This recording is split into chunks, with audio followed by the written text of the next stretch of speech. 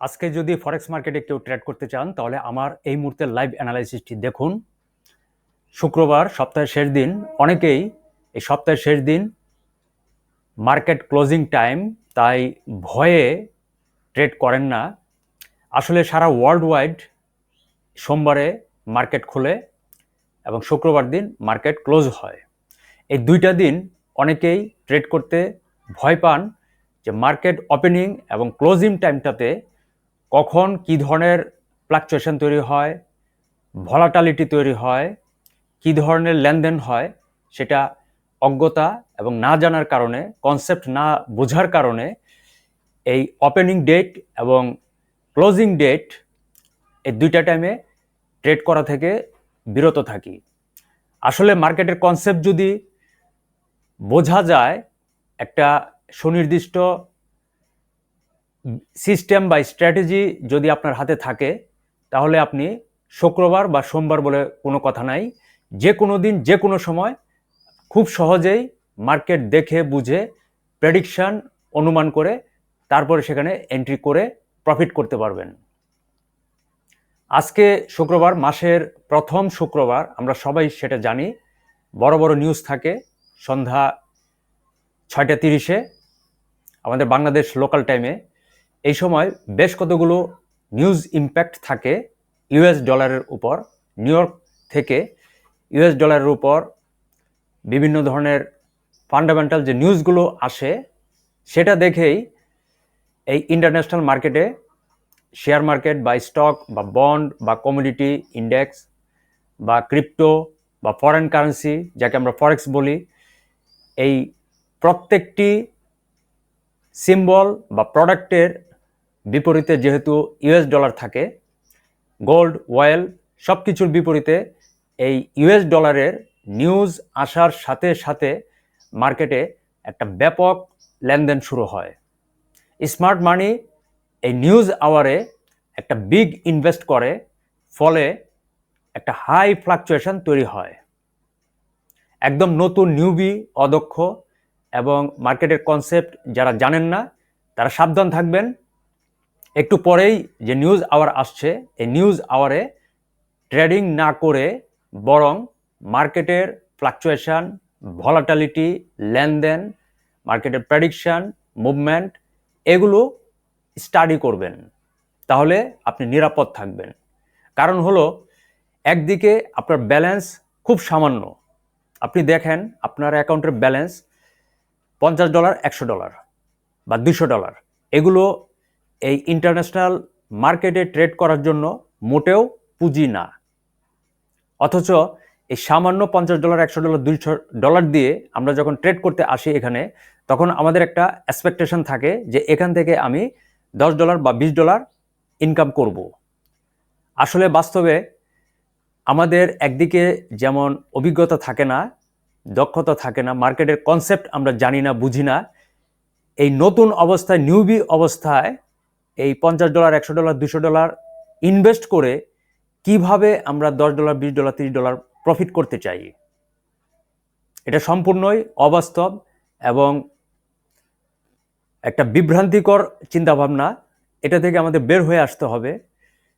একটু পরে যে নিউজ আওয়ার আসছে, সেখানে দেখবেন যে স্মার্ট মানি একটা হিউজ ইনভেস্ট করে সে তার একটা ভালো প্রফিট মার্কেট থেকে বের করে নিয়ে যাবে, কারণ মার্কেটটা মূলত স্মার্ট মানির জন্য প্রযোজ্য। আমরা যারা স্ট্রিট মানি বলারা আছি, 95% ট্রেডার, আমরা সেখানে কিছু ট্রেডার আছি লুজার, কিছু ট্রেডার আছি স্ট্রাগলিং করছি, কিছু ট্রেডার আছি একদম নতুন। এই ভিডিওতে যারা একদম নতুন ভিউয়ার্স দেখছেন এবং ফরেক্স মার্কেট সম্পর্কে অলরেডি কিছু কিছু জানেন, বাট মনে রাখবেন যে আপনার অ্যাকাউন্টের ব্যালেন্স একদিকে খুবই সামান্য, অন্যদিকে অনভিজ্ঞতা, অদক্ষতার কারণে এই যে একটু পরে নিউজ আওয়ার আসছে, এই নিউজ আওয়ারে আপনি ভুল এন্ট্রি করবেন, কারণ আপনি মার্কেটের কনসেপ্ট জানেন না। এখানে ফান্ডামেন্টাল নিউজ আসছে, এই ফান্ডামেন্টাল নিউজের কী ধরনের ইম্প্যাক্ট আসবে মার্কেটে, সেটা সম্পর্কে আপনার কোনো ধারণাই নাই, কারণ আপনি টোটালি অনভিজ্ঞ নিউবি। এবং আপনার ব্যালেন্স খুব সামান্য।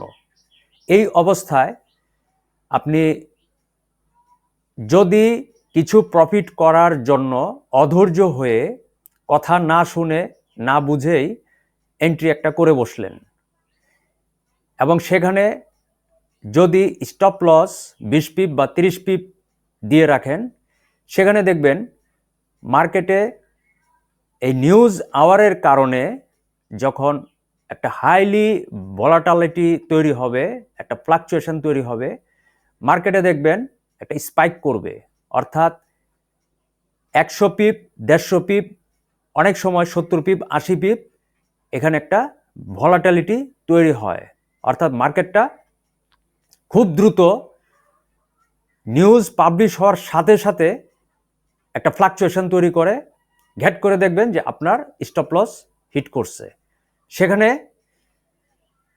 আপনার কয়েক ডলার লস হবে, কারণ আপনি সেখানে ভুল এন্ট্রি করবেন, এটা নিশ্চিত, আপনার অদক্ষতা এবং নিউবির কারণে।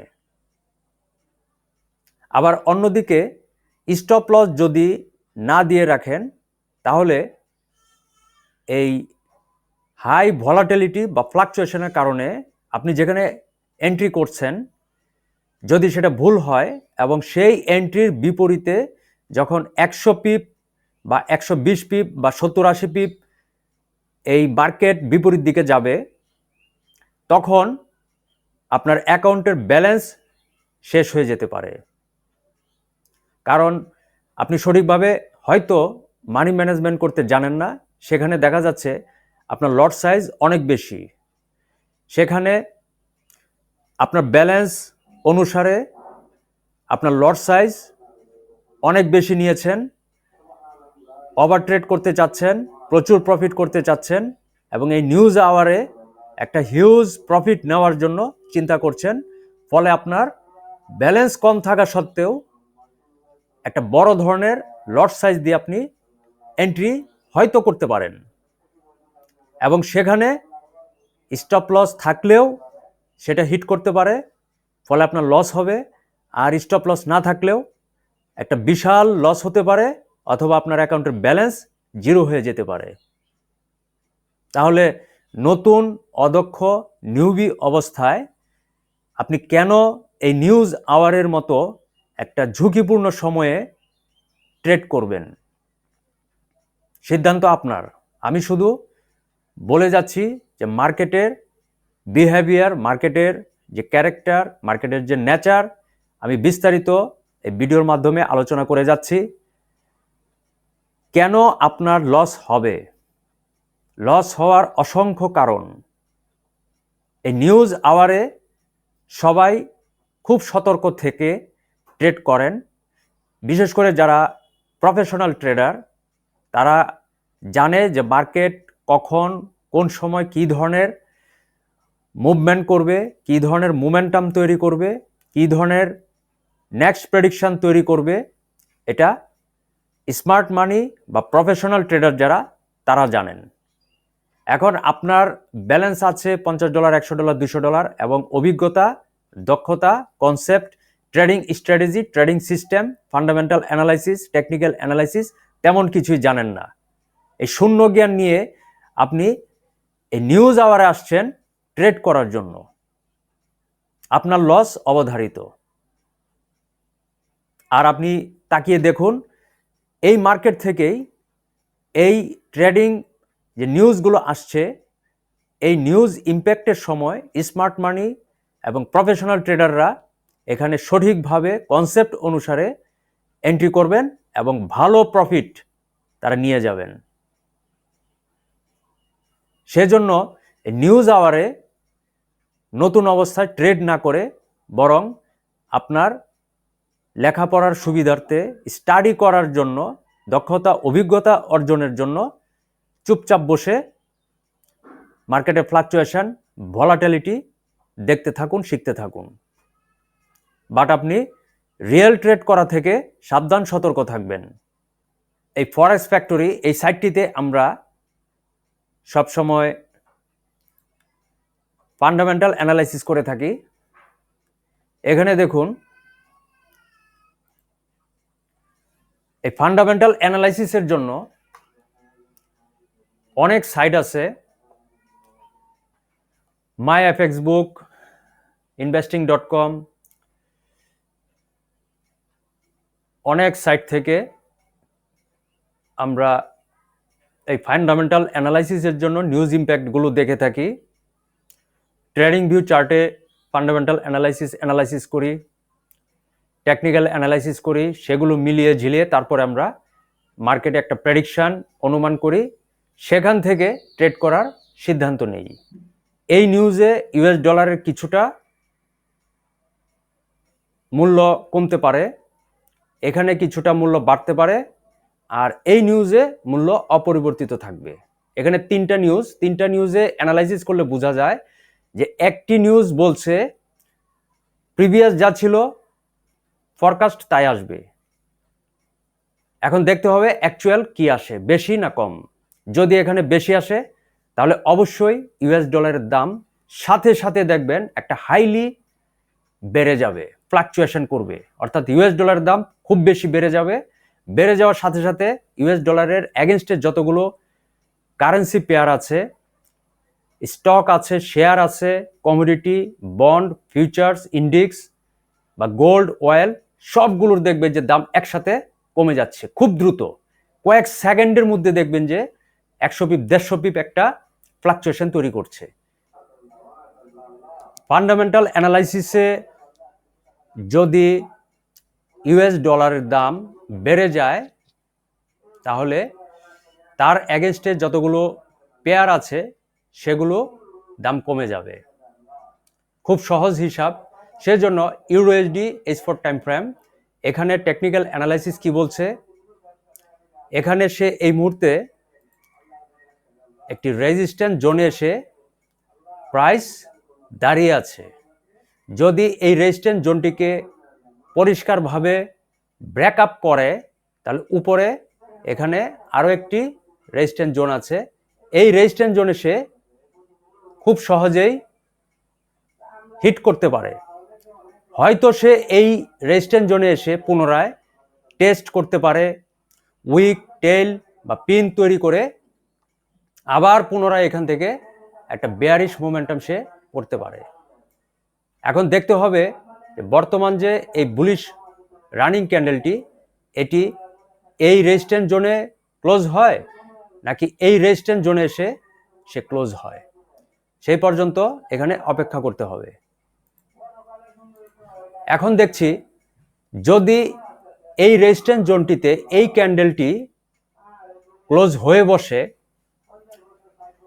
একটু পিন বা একটু টেল উইক তৈরি করে টেস্ট করে, তাহলে খুব স্বাভাবিকভাবেই এখানে একটা ডিস্ট্রিবিউশন ফেজ তৈরি হবে, রেজিস্ট্যান্স জোন তৈরি হবে, ফলে একটি সেল অর্ডার ব্লক তৈরি হবে। সেজন্য স্মার্ট মানি এখানে একটা বিগ সেল এন্ট্রি করে একটা হিউজ বেয়ারিশ মোমেন্টাম তৈরি করতে পারে, এটা আমার ব্যক্তিগত ধারণা। সেজন্য অপেক্ষা করতে হবে, যদি এই রেজিস্ট্যান্স জোনটিকে সে টেস্ট করে তাহলে এখান থেকেই আমার যে নেক্সট প্রেডিকশন সেটা আমি এখানে সেট করে রাখলাম, অর্থাৎ এই উপরের স্টপ লস সেট করে রাখছি এই রেজিস্ট্যান্স জোনটির উপরে, আর নিচে এখানে এই সাপোর্ট জোনটিতে সেট করে রাখছি। যদি মার্কেট বেয়ারিশ মোমেন্টাম করে তাহলে অবশ্যই টেক প্রফিট হিট করবে, ফলে একটা হিউজ প্রফিট এখানে চলে আসবে। আর যদি এই রেজিস্ট্যান্স জোনটিকে পরিষ্কারভাবে ব্রেকআপ করে তাহলে হয়তো প্রাইস এই রেজিস্ট্যান্স জোনে চলে আসবে। সেজন্য এই রেজিস্ট্যান্স জোনের কিছুটা উপরে এসএল সেট করে রেখেছি। তারপরেও এখানে রিস্ক রিওয়ার্ড রেশিও হচ্ছে 1.53, এই যে 1.53 দেখা যাচ্ছে। আমার ধারণা এবং আমার ট্রেডিং সিস্টেম, ট্রেডিং স্ট্র্যাটেজি অনুসারে এখানে আমি নেক্সট প্রেডিকশন বেয়ারিশ কন্টিনিউশন আশা করছি। সেজন্য আমি এখানে একটি সেল প্রেডিকশন সেট করে রাখছি এবং পরবর্তীতে এই অ্যানালাইসিসটা নিয়ে আবার আলোচনা করব যে কেন মার্কেট এসএল হিট করছে, কেন মার্কেট টেক প্রফিট হিট করছে। এসএল হিট করারও যুক্তি আছে, ঠিক তেমনিভাবে টেক প্রফিট হিট করারও যুক্তি আছে। মার্কেট কেন বিপরীত দিকে যাবে, কেন টেক প্রফিটের দিকে আসবে, প্রত্যেকটি বিষয়ের কারণ আছে, লজিক আছে, কনসেপ্ট আছে।